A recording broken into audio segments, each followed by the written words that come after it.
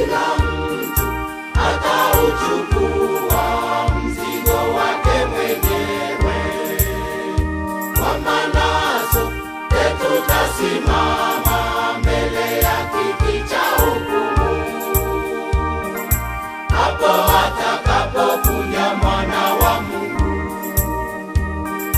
Kila mtu atauchukua mzigo wake mwenyewe, na kila mtu atatoa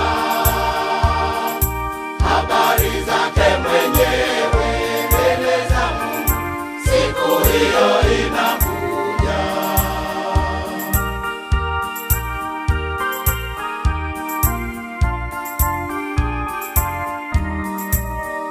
Mbona wangu humu ndugu yako, na tusihukumiane.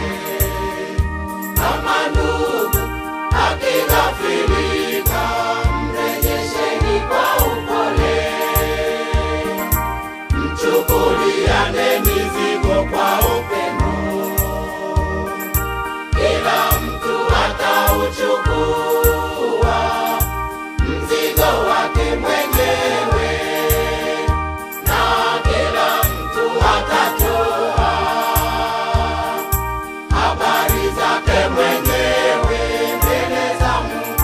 Siku hiyo inakuja.